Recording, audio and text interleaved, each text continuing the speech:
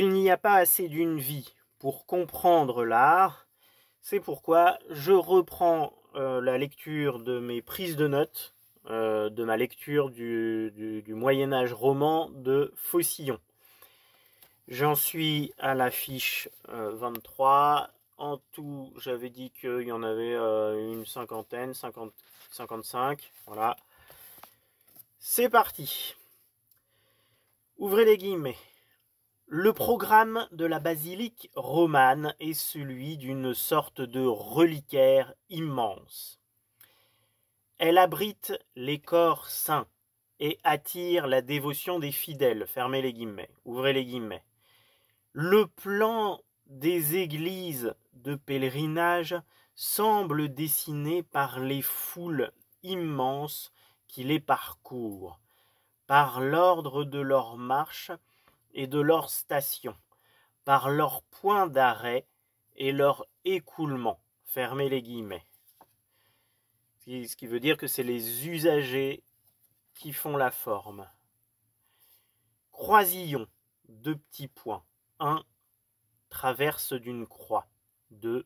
Barre qui partage une baie, un châssis de fenêtre. Bon, c'est une définition pour préparer la phrase qui vient. Ouvrez les guillemets. Les croisillons monumentaux ont les proportions d'une église transversale qui s'insère dans la principale église. Fermez les guillemets.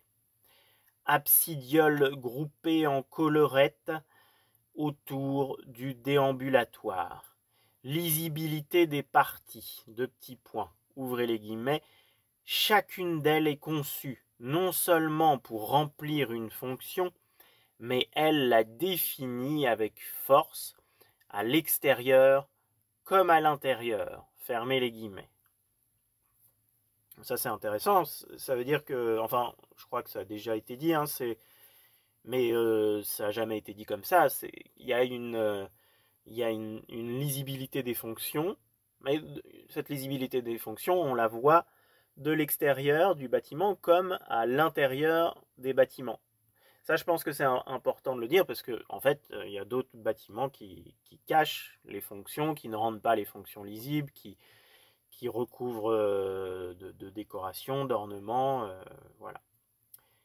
Et là, les ornements, il y en a, mais ils explicitent la fonction, ils ne la cachent pas quand il y en a. Abside, deux petits points. Extrémité en demi-cercle d'une église.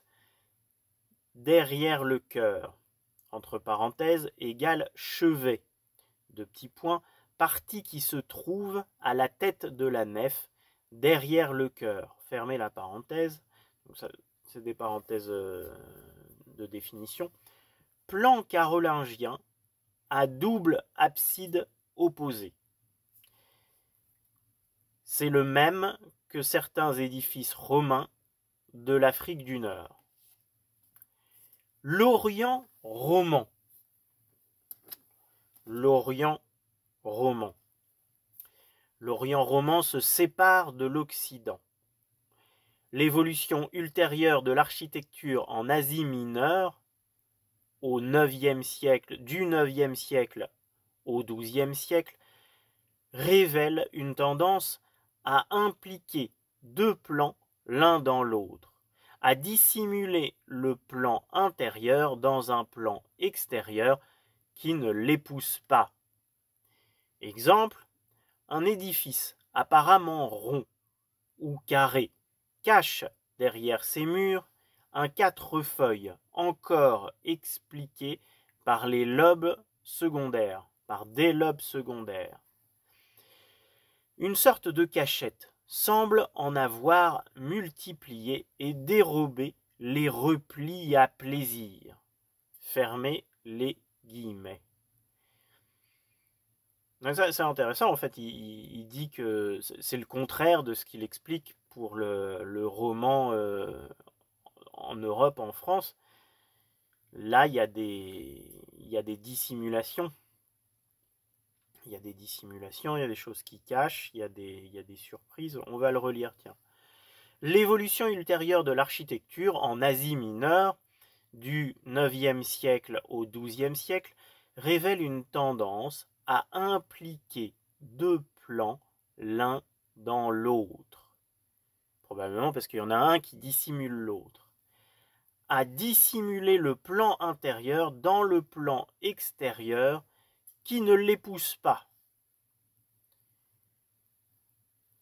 Exemple, un édifice apparemment rond ou carré cache derrière ses murs un quatrefeuille, encore compliqué par des lobes secondaires.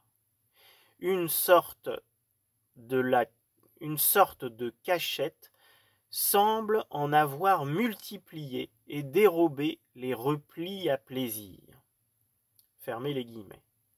Oui, donc c'est bien ça, il y a là un parti pris qui n'est pas la lisibilité de la fonction, mais au contraire, à l'extérieur, va y avoir le bâtiment va dire de lui-même à l'extérieur autre chose que ce qu'il y a à l'intérieur.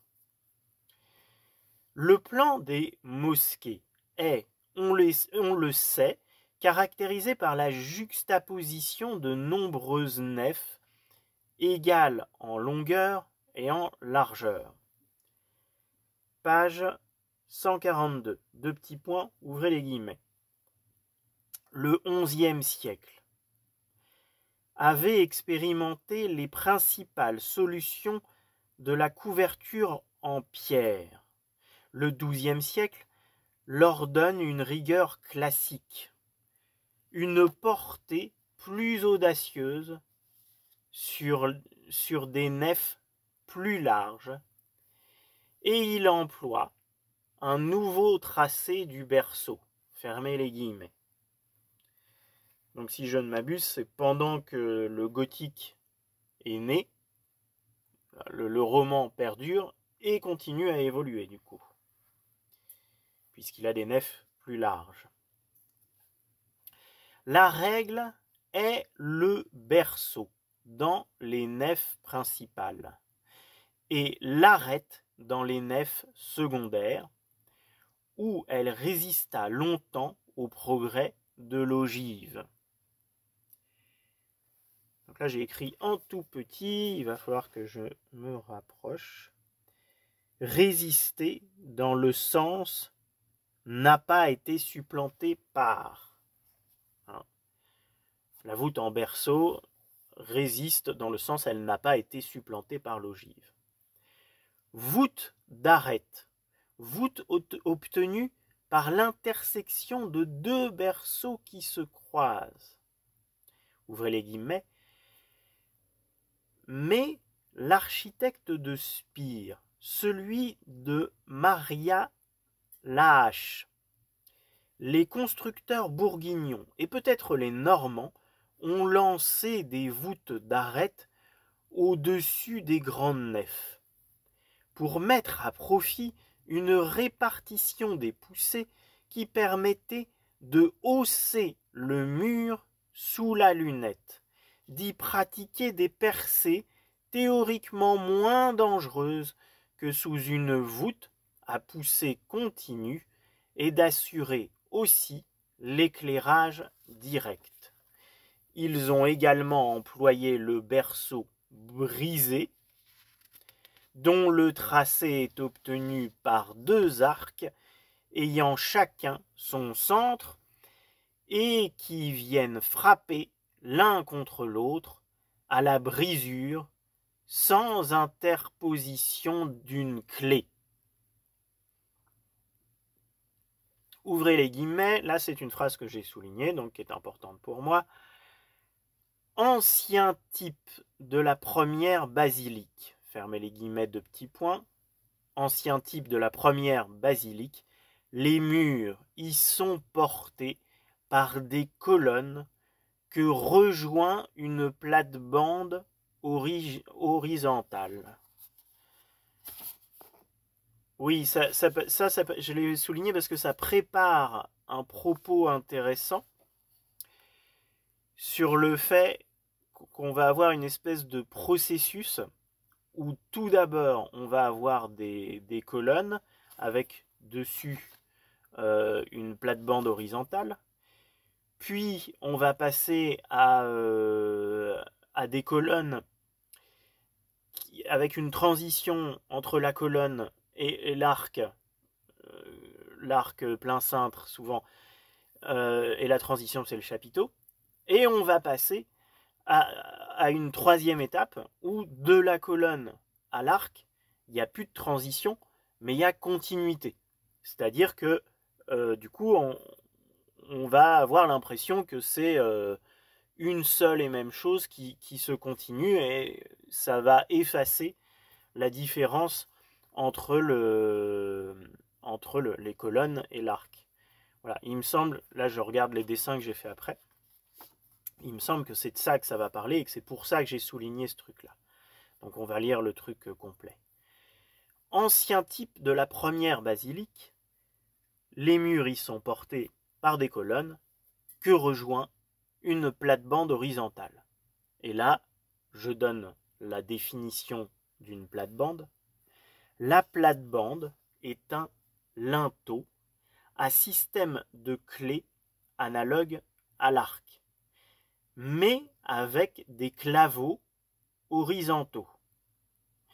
Il permet à la fois un faible encombrement du linteau et sa solidité. Maintenant, je vais définir linteau. Un linteau, c'est un élément qui sert à soutenir des matériaux du mur au-dessus d'une baie, porte ou fenêtre. Voilà. Mais les deux définitions que j'ai dit suffisent pas. Bon, grosso modo, un linteau, c'est un rectangle long, une forme rectangulaire longue, que l'on peut placer sur deux colonnes. Voilà. Et là, en l'occurrence, le linteau, il est constitué de claveaux. Donc quand vous avez un arc, en fait, l'arc, il est constitué de claveaux. Le claveau, c'est les pierres qui sont placées sur le cintre pour former l'arc. Et ces claveaux sont légèrement arrondis, ce qui fait que quand ils sont mis tous les uns après les autres, bah, ça fait un arc. Et là, c'est pour un linteau, donc c'est des claveaux plats sur le dessous, mais il me semble qu'ils doivent être un peu obliques sur un côté pour pouvoir s'emboîter et tenir. Voilà. Il me semble. Donc je reprends au début, mais sans dire la définition, puisque c'était une parenthèse au milieu de quelque chose. Donc on parle d'abord de la première étape, l'ancien type de la première basilique. On a affaire à des murs qui sont portés par des colonnes que rejoint une plate-bande horizontale. Puis, le mur s'est échancré en arcade. Et ce fut aussitôt des colonnes qui le supportent, tantôt des piles rectangulaires qui sont le prolongement du mur lui-même, montant du sol sans interruption jusqu'à la couverture. Puis, troisième étape, ces fragments de mur deviennent cruciformes, puis ce bloc quadrangulaire se décompose en 4 pilastres, dont 2 reçoivent les rouleaux, c'est-à-dire les arcs. C'est une remarque personnelle. Dont 2 reçoivent les rouleaux des arcades, et 2 autres montent recevoir certains éléments de couverture, c'est-à-dire du toit. Voilà. Bon,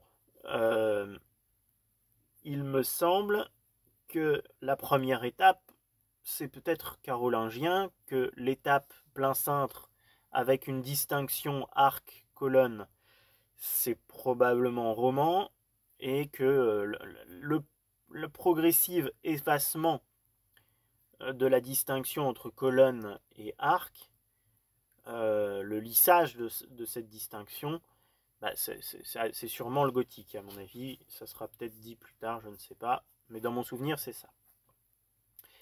La combinaison de la colonne avec la pile rectangulaire ou cruciforme est une caractéristique originale du Moyen Âge. Entre parenthèses, je remets la définition de pile, je crois que je l'avais déjà mis ailleurs. Mais bon, on oublie, alors je la remets. Pile, massif de maçonnerie soutenant un pilier soutenant des arcades. Fermez la parenthèse. En Normandie, en Allemagne, la continuité rythmique est nuancée par l'alternance des temps forts et des temps faibles. Oui, ça c'est intéressant parce que des colonnes, une succession de colonnes, bah, c'est un rythme. Et donc du coup, dans ce rythme, apparemment, là, il va y avoir une alternance de temps faibles et de temps forts. On dirait de la musique. Ouvrez les guillemets. La maîtresse pile est composée d'éléments plus robustes ou plus nombreux. La pile secondaire est plus faible et plus simple. Fermez les guillemets. Ouvrez les guillemets. C'est sur des supports alternés et dans des travées doubles dont le plan se rapproche du carré que s'établiront les premières grandes voûtes gothiques. C'est sur des supports alternés et dans des travées doubles dont le plan se rapproche du carré que s'établiront les premières grandes voûtes gothiques. D'accord. Bon là je ne sais pas ce que ça veut dire travée, j'ai oublié et j'ai pas mis la définition, donc je mettrai des images à l'écran peut-être. Cette citation là c'était page 147. Remarque personnelle que j'ai soulignée, donc c'est une remarque personnelle qui m'était importante. Grec antique, deux petits points, on distingue chaque partie de l'édifice, et leur fonction. Moyen Âge, chaque partie est la continuité des autres. Oui, le Moyen Âge arrive vers une continuité, mais bon, peut-être c'est plutôt le gothique qui cherche une continuité entre la colonne et l'arc. Et le roman, c'est un début de continuité, puisque l'arc, c'est quand même un peu un prolongement de la colonne, ça se tord, alors que dans la Grèce antique, on a la colonne et puis il y a un plateau qui est posé dessus.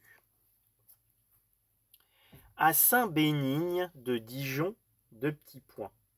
Demi-berceau ou quart de cercle qui contrebutait déjà la coupole de la rotonde et annonce l'avenir de l'arc-boutant. Entre parenthèses, arc-boutant, c'est une définition de Wikipédia. Pour les chrétiens, la voûte des sanctuaires évoque un navire retourné. La toiture, la coque et l'église elle-même, un bateau soutenu par des rames. Ah, c'est intéressant ça. Et ces rames, c'est les arcs-boutants. D'où le terme de nef, grand navire au Moyen-Âge. L'arc-boutant est un étai formé d'un arc qui contrebute la poussée latérale des voûtes à croisée d'ogives. Il permet d'asseoir vers le bas la poussée transversale tout en étant plus léger visuellement qu'une voûte en quart d'arc de cercle. Fermez la parenthèse, fin de la définition d'arc-boutant. Ouvrez les guillemets. Les masses dont on vient de voir le rôle dans l'équilibre des parties et dans la résistance aux poussées ont aussi une valeur plastique. Fermez les guillemets, c'était page 150. Et cette valeur plastique des masses, c'est une combinaison des volumes. Progression, de petits points, la vue est conduite dans une sorte d'ascension dont chaque degré de pierre est mesure de l'espace. Ça, je relis. Progression, de petits points, la vue est conduite dans une sorte d'ascension dont chaque degré de pierre est mesure de l'espace. Si il y a une séparation entre les pierres et que cette séparation entre les pierres est visible, ça sert selon Faucillon de mesure de l'espace. Ça nous permet à nos yeux de donner une mesure à l'espace. Exemple caractéristique en Auvergne, ouvrez les guillemets. Du toit des chapelles au toit du chevet, et de là au niveau supérieur du massif rectangulaire qui porte la lanterne, pour finir par la pointe de la flèche. Fermez les guillemets. Entre parenthèses, chevet, extrémité du cœur, parce que dans les édifices au plan en croix latine, le chevet correspond à la partie de la croix laquelle le Christ crucifié posa sa tête. Ah oui, donc c'est le chevet puisque c'est à côté de la tête. Fermez la parenthèse. La combinaison des volumes circulaires, des volumes rectangulaires, des polyèdres et de la pyramide atteint sans doute dans cette province, c'est-à-dire l'Auvergne, sa perfection. Ouvrez les guillemets. Les masses normandes se comportent autrement. De petits points, elles admettent elles aussi la tour lanterne à la rencontre de la nef et du transept, mais la création de la façade harmonique définie par les deux tours occidentales qui serrent le pignon est appelée à un avenir et à une diffusion plus considérable. Les volumes rectangulaires dominent avec les beffrois carrés. La lanterne normande ne se présente pas comme une composition légère destinée à couronner la croisée par un profil amorti. La masse a, malgré les baies, quelque chose de militaire. Le poids qu'elle semble faire peser sur les reins de l'Église sans les écraser, son autorité trapue, la rudesse avec laquelle elle s'insère dans la structure, sans l'intervention du socle auvergnat. Fermez les guillemets. C'est amusant de parler des reins de l'église, c'est comme si le bâtiment était un corps, mais on a vu que le bâtiment est un corps, puisque le chevet s'appelle chevet, puisque c'est l'endroit qui accueille la tête du Christ. Donc il y a les bras, la nef c'est le corps. Donc tout ce dont on vient de parler, que je vais relire du coup, le poids qu'elle semble faire peser sur les reins de l'Église sans les écraser, son autorité trapue, sa rudesse avec laquelle elle s'insère dans la structure sans intervention du socle auvergnat, tout ça, ce sont des traits qui survivront dans le gothique d'Angleterre et de Normandie. La façade, deux petits points. La façade se présentant comme une partie de l'édifice traitée comme une valeur indépendante dès une époque ancienne de l'histoire de l'art roman. La façade est traitée comme une valeur indépendante. Le type du clocher-porche est le plus simple et celui qui s'est imposé le plus longtemps. Entre parenthèses, clocher-porche, de petits points, c'est un clocher qui intègre à sa base l'entrée principale d'une église. Le clocher-porche,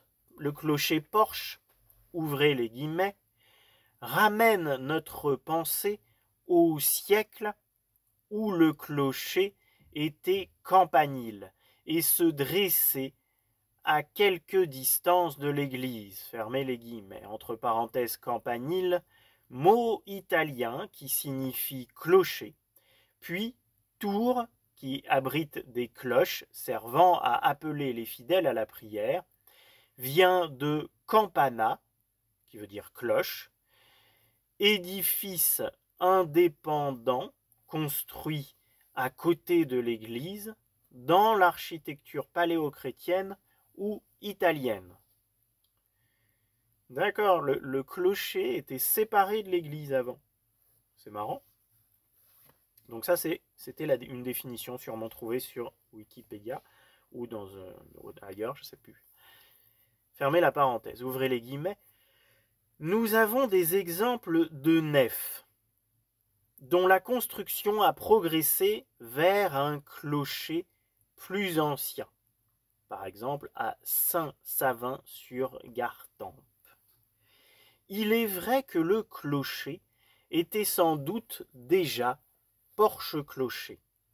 Entre parenthèses, une remarque personnelle, une basilique romaine ne comporte pas de clocher.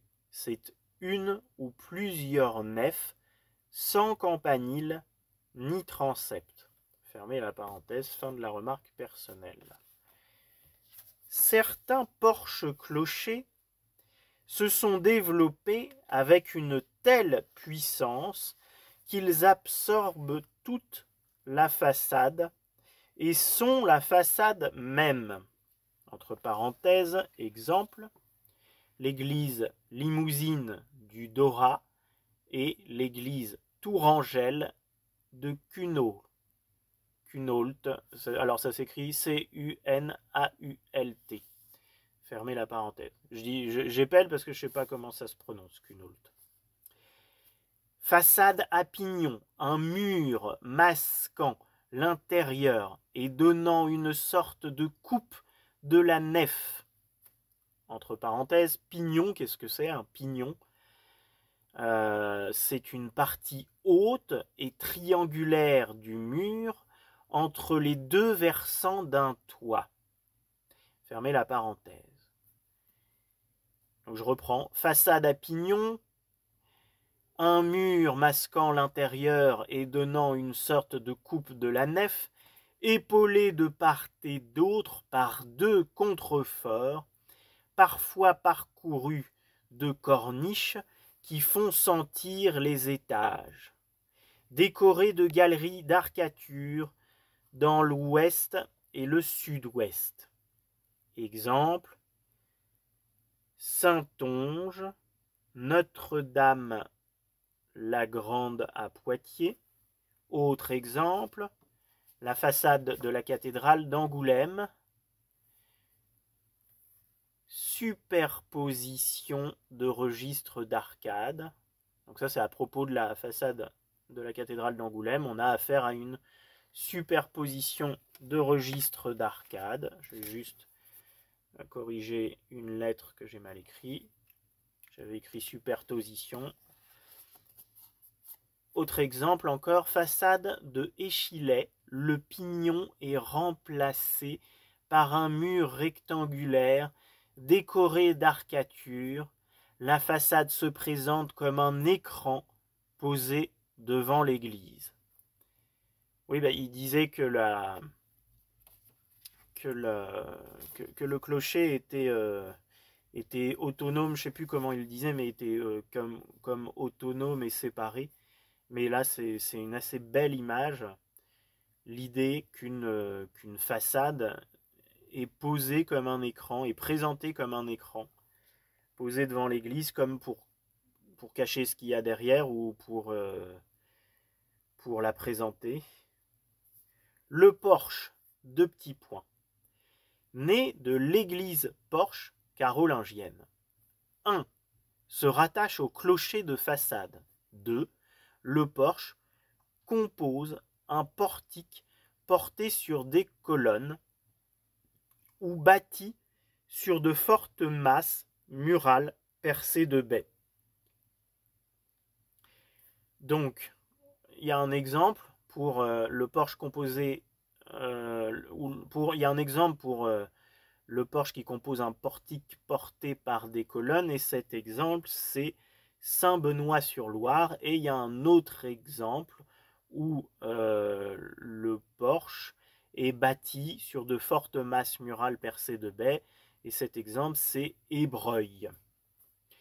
Composition des masses de Normandie. De petits points, ouvrez les guillemets. Les tours cessent d'être posées sur le bloc mural. Elles encadrent, en descendant jusqu'au sol, où elles prennent souche. Les cathédrales gothiques du XIIe siècle, en Île-de-France, reçoivent en Normandie cette belle composition de masse. Fermez les guillemets. Cette composition de masse appartient au Moyen-Âge tout entier et en est un de ses visages essentiels.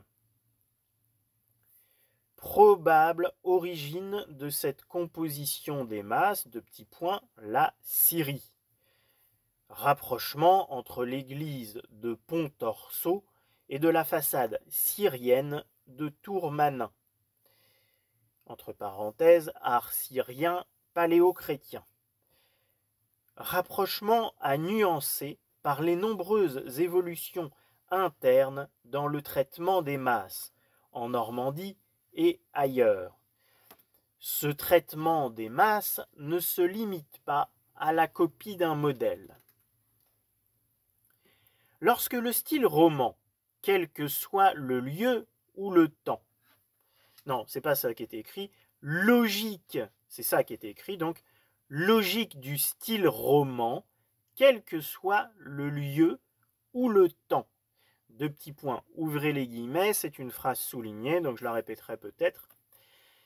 Style fidèle aux grands partis muraux et respectueux de leur assise, même quand ils les déguisent sous la profusion des arcatures, qui ne les entament ni ne les percent. Style fidèle aux grands partis muraux et respectueux de leur assise, même quand ils les déguisent sous la profusion des arcatures, qui ne les entament ni ne les percent. Entre parenthèses, parti, de petits points, grand 1. Donc c'est une définition du mot parti, parce que quand il met le mot parti tout seul, moi souvent j'ai l'impression qu'il parle de parti pris, c'est-à-dire de choix plastique d'un auteur. Donc parti, de petits points, grand 1. En beaux-arts, les partis, ça désigne les intentions déterminées qui s'affirment nettement dans l'exécution. Donc là, on aurait plutôt affaire donc à un parti pris, une décision, un choix plastique d'un auteur, d'un artiste. 2. Traitement, condition. 3. Partage, distribution, répartition, organisation.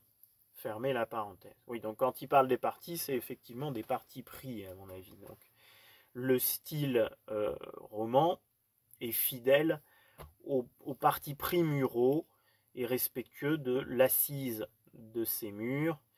Et donc même quand il les déguise avec des arcatures qui ni ne percent ni n'entament, les murs conservent leur parti pris plastique. C'est comme ça, probablement qu'il faut l'entendre. Ouvrez les guillemets. Le décor lui-même est mûr. il n'excède pas cette dure limite qu'impose la nécessité du bloc monumental. Hein, dans le roman, quand ils ajoutent un décor, et ce décor c'est des arcatures, eh bien ce décor vient redire le mur, c'est-à-dire qu'il vient pas cacher, il vient pas rajouter quelque chose par-dessus pour cacher, pour décorer, non, il vient redire ce qu'il y a en dessous, c'est-à-dire le mur. Ouvrez les guillemets. Les églises de certains groupes, bâties dans une matière tendre et facile au ciseau, admettent la richesse et, sur le tard, la surface du décor et recherchent des effets plus picturaux que proprement plastiques. Les jeux de clair-obscur, les ombres feintes, c'est le cas du sud-ouest. D'autres, d'une matière plus résistante et selon le terme technique plus fière à l'outil, sont parcimonieusement et presque nus. De tout ce qu'il dit là, il y a un exemple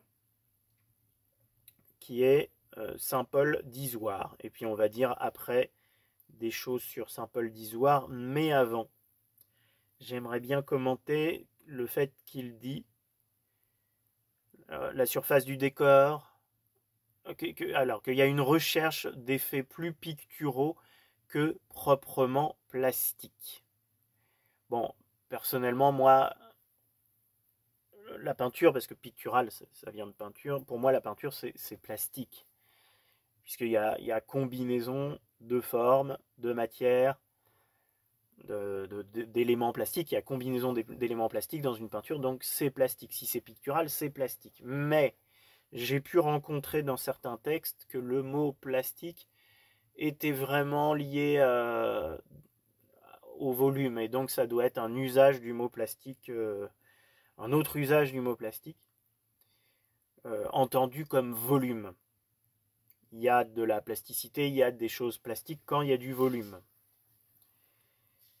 Et donc s'il y a des effets plus picturaux que plastiques, ça veut dire qu'il y a assez peu de volume et qu'on reste probablement dans des effets de surface.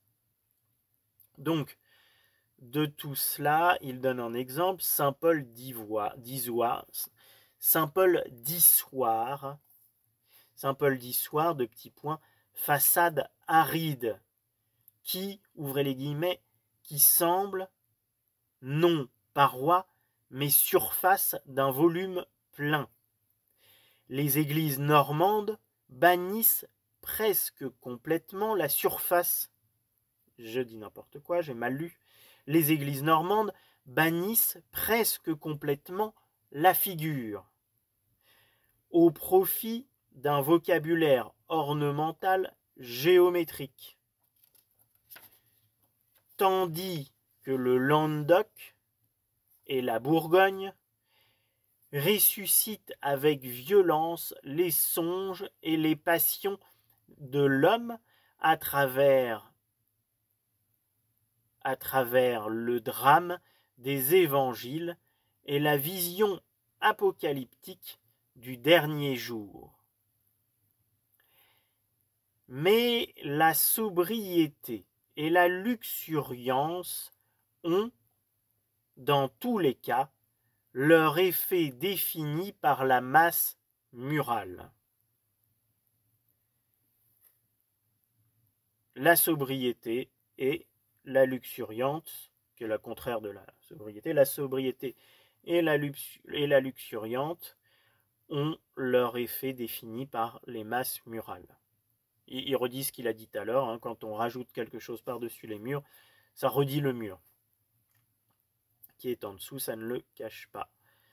C'est défini par la masse murale qui est derrière. Tout ce qu'on rajoute par-dessus est défini par la masse murale qui est derrière, sur laquelle ça se trouve. L'analyse de la sculpture, non comme ensemble de pièces de musée, mais comme partie organique d'un tout, confirmera cette loi. Là, on a un nouveau titre, Grand 3, Géographie de l'architecture romane. Il faut éviter, en se servant du terme conventionnel d'école, de les considérer comme des circonscriptions limitées par les frontières des grands États féodaux. Ouvrez les guillemets. Le Midi, longtemps fidèle à la tradition du premier art roman, continue ou ressuscite la modérature et parfois la masse et les proportions du temple antique. Fermez les guillemets. Et là, je rappelle la définition de modérature, c'était une super définition. Donc c'est bien de la voir précisément et donc c'est bien de la redire précisément, pas de tête. Donc la modérature, une modérature, c'est le traitement ornemental de certains éléments structurels d'un édifice pour en exprimer la plastique. Entre parenthèses, la modérature est obtenue par un travail de creux ou en relief continu, c'est-à-dire des moulures, ou répétitif, c'est-à-dire des modillons, des bossages, des caissons. Toute localisation absolue est impossible. Deux petits points. Par exemple, l'art poitevin et l'art saintongeais échangent leur type. La localisation acquiert de la force quand elle se fonde sur une donnée géologique. Voilà. Donc en termes strictement d'art, de style, de parti pris plastique, peut-être même d'iconographie, je ne sais pas, mais il a l'air de dire qu'on ne peut pas localiser. Il n'y a pas de choses locales en ces termes-là. Et parce qu'il donne comme exemple que l'art saintongeais et l'art poitevin échangent leur type. Par contre, il dit qu'il y a des choses qui sont locales si on regarde les données géologiques, c'est-à-dire la matière dans laquelle c'est travaillé. Ouvrez les guillemets. Ces réserves faites, il reste que cet art universel est un art local. Et c'est là le double principe de sa grandeur. Il cherche partout à varier les applications de ces règles. Mais ces variations mêmes tendent à la plus large intelligibilité, à la réalisation d'un modèle ou de plusieurs qui suscitent une imitation sans passivité. Fermez les guillemets. Oui, donc là, Faucillon nous explique que l'universel est imbriqué avec le local, c'est-à-dire que le roman est universel, mais que dans chaque localité, ils ont une manière d'interpréter et de dire cette langue universelle, en gros. Le rayonnement. C'est intéressant ça, parce que du coup, on voit là, dans cette idée de Faucillon, que on a un exemple où l'universel cohabite avec le local. On pourrait imaginer aussi que l'universel cohabite avec la subjectivité individuelle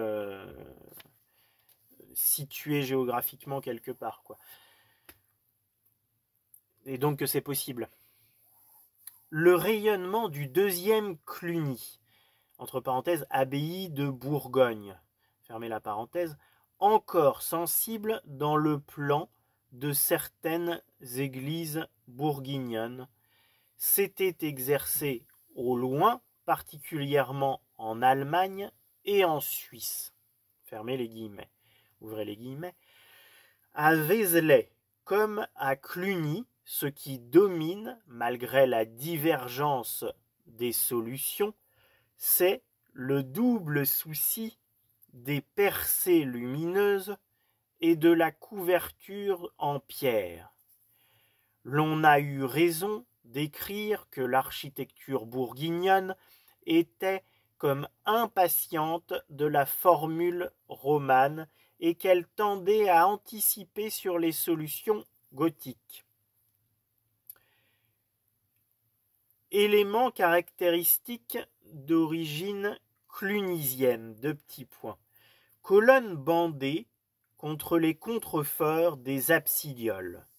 Entre parenthèses, contrefort, qu'est-ce que c'est qu'un contrefort? C'est un pilier, un mur servant d'appui à un autre mur. Fermez la parenthèse. Pilastre plat, cannelé à l'antique.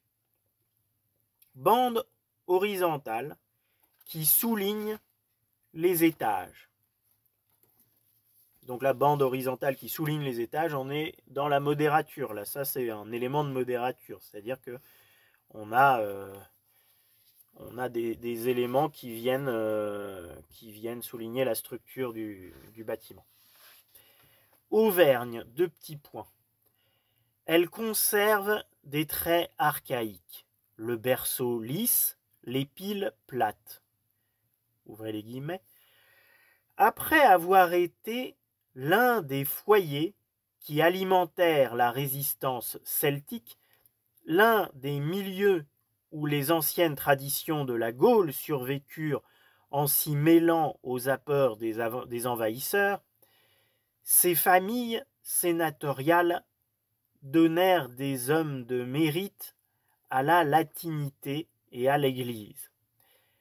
Elle devint terre romaine et, bien des siècles après la chute de l'Empire, elle en mêlait le souvenir à son iconographie avec les génies des vendanges et personnages du sacrificateur.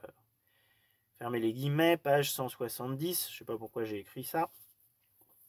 Ouvrez les guillemets. La sombre couleur des matériaux volcaniques, pierre de Volvic, arkose, qui prolonge la nature du sol dans la structure de l'église. Là, c'est intéressant, il décrit les caractéristiques plastiques de matériaux, la sombre couleur des matériaux volcaniques. Ouvrez les guillemets.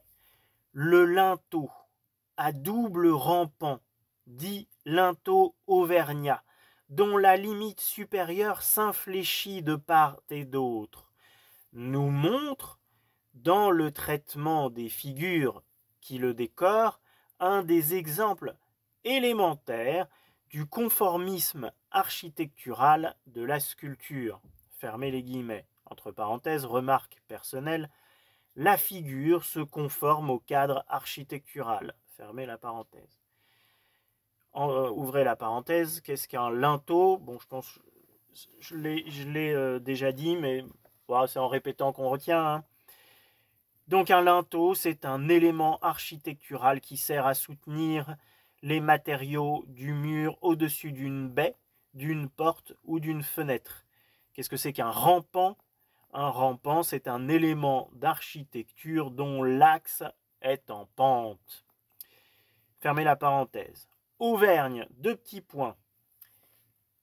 Ouvrez les guillemets. L'art de l'Auvergne imprime avec force la règle d'un style dont les édifices dans des édifices d'une monotonie puissante. L'art de l'Auvergne imprime... Oh là là, c'est pas possible. L'art de l'Auvergne imprime avec force la règne...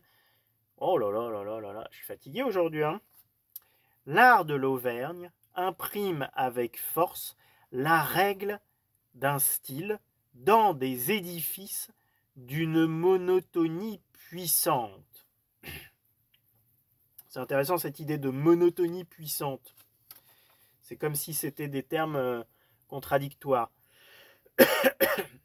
mais qui en même temps vont bien ensemble. C'est monotone, on s'ennuie, mais c'est puissant. Exemple, Saint-Julien de Brioude. ouvrez les guillemets, son rayonnement, comme celui de tous les groupes homogènes, est sensible dans les régions limitrophes. Clocher limousin, deux petits points, étayé au rez-de-chaussée par 4 robustes colonnes. Il élève ses étages successivement carrés et octogonaux en retrait les uns sur les autres, en masquant la transition du carré à l'octogone par des gables très aigus. Ça, c'est quelque chose que je n'avais pas souligné, mais j'ai juste souligné en masquant la transition.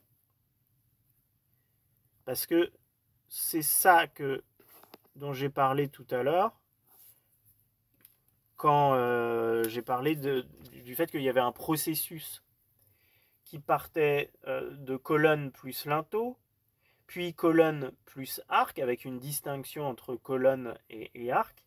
Puis on arrive progressivement à un moment où on masque la transition entre colonne et arc. Et là, je souligne juste pour avoir ces termes, ça masque la transition, ça c'est bien dit. Et du coup, il y a d'autres moments où ça masque la transition.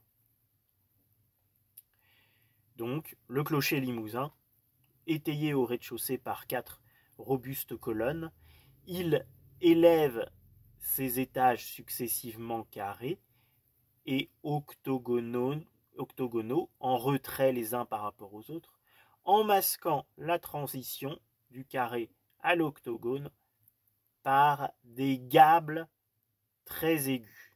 Entre parenthèses, qu'est-ce que c'est qu'un gable? C'est un pignon décoratif aigu, ornement triangulaire qui coiffe l'arc d'une voûte ou d'une baie.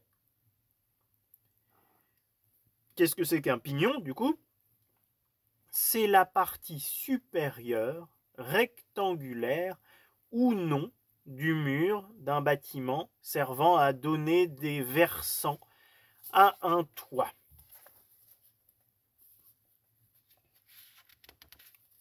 Alors, on arrive à peu près à 50 minutes.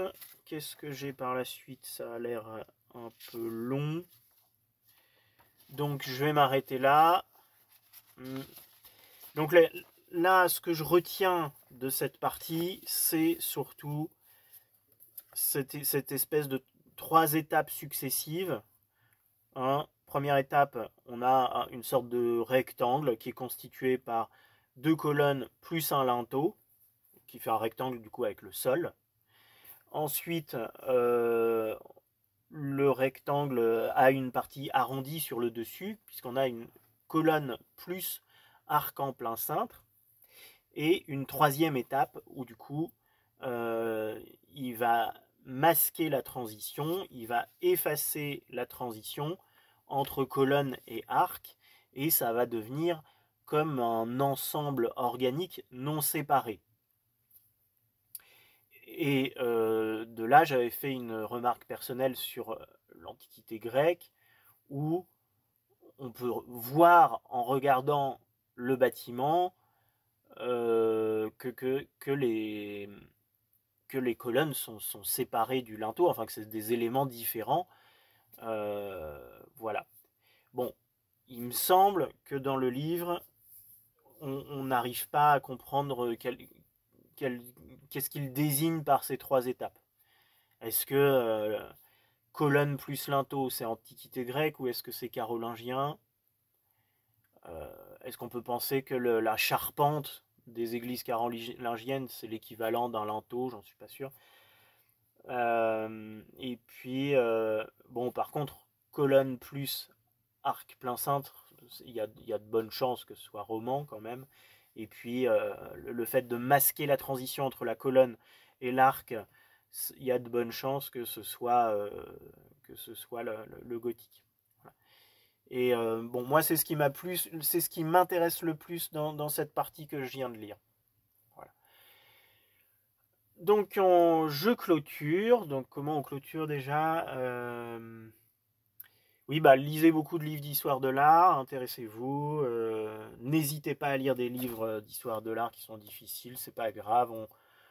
On met du temps à les lire, hein, pas grave si on met 3 4 mois à lire un truc. Allez dans des musées, tout ça pour travailler votre goût, travailler votre sensibilité, travailler votre perception sensible. Voilà. Bonne journée.